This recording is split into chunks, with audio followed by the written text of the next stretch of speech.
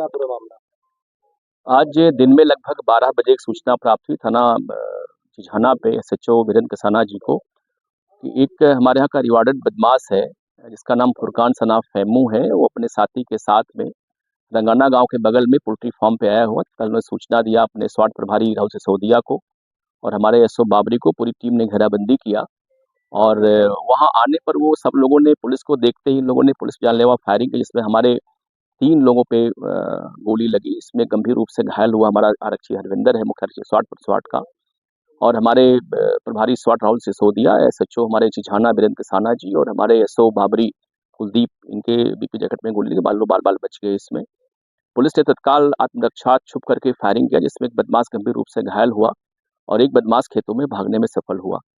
तत्काल हमारी पुलिस स्वयं भी अपने लोगों को उठा के सीएससी ऊन भिजवाई और जो घायल बदमाश था उसको उठा के लोगों ने सीएससी ऊन भिजवाया इलाज के लिए, जहां उसकी जेरे इलाज मौत हो गई है।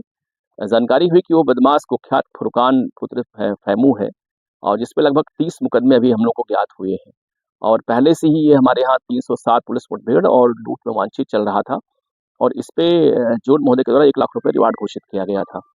आपको स्पष्ट कर दूं कि ये कन्विक्टेड अपराधी है, जिस 10 साल की सजा हो चुकी पहले से इसको, और ये 2014 में आपको ज्ञात ही होगा कि ये जो मुकीम काला गैंग था, फुरकान गैंग था, इन लोगों ने कैराना में कहर बरपा दिया था। इसमें 10 दिन के अंदर लोगों 3 व्यापारी की हत्या की रंगदारी मांगने के चक्कर में, और उसी के बाद कैराना से पलायन आरंभ हुआ था। इस मामले को बहुत ही जोर से उठाया गया था और इसके पश्चात माननीय मुख्यमंत्री महोदय जब सत्ता में आए तो उनको यहाँ आना पड़ा था। वो परिवार में गए भी थे और इसके बाद पलायन यहाँ रुका था। एक बड़ा अपराधी हमारे जनपद में रुका बचा हुआ था ये। इसके पास से मौके पर एक कार्बाइन बरामद हुई है और एक पिस्टल 9 mm की है। करीब 20-22 जिंदा कारतूस है, करीब 15 खोखा कारतूस इसके पास से हैं।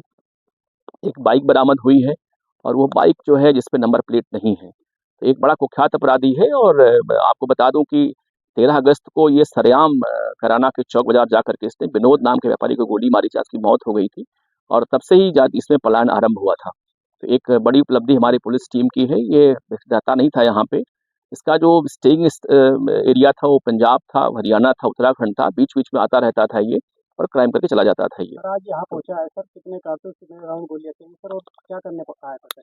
बेसिकली ये हमें लगता है कि जो कहा मैंने आपसे कहा कि बीच बीच में आता रहता था ये, अपने टारगेट ढूंढते आ रहा टारगेट को लेकर के ये। तो आज ये रंगाना गांव में आया था क्योंकि अब इसका ऑपरेशन का एरिया भी ये था ये, और तभी जानकारी हमारे एसएचओ को यहाँ से सूचना ने फोन पे दे दिया और जानकारी एसएचओ को थी भी कि एक बड़ा बदमाश है, तो पूरी टीम को उन्होंने अलर्ट किया। हमारी टीम यहाँ पे आई और इसने करीब पुलिस पे 5 या 6 राउंड फायरिंग किया जानलेवा इसने, और पुलिस की फायरिंग में गंभीर रूप से घायल, जहाँ की मौत हो गई है ये। तो ये किसी घटना को करने के लिए यहाँ पे आया था या कोई प्लानिंग करने यहाँ पे आया था। ये बड़ा बदमाश है ये और मुझे लगता है कि ये जो बड़ा रीजन था पलायन का जनपद सामने कैराना से, इसका बड़ा हेतु यही था। तो कोई पुलिसकर्मी को किसी प्रकार की जी बिल्कुल, हमारा एक मुख्य आरक्षी है स्वाट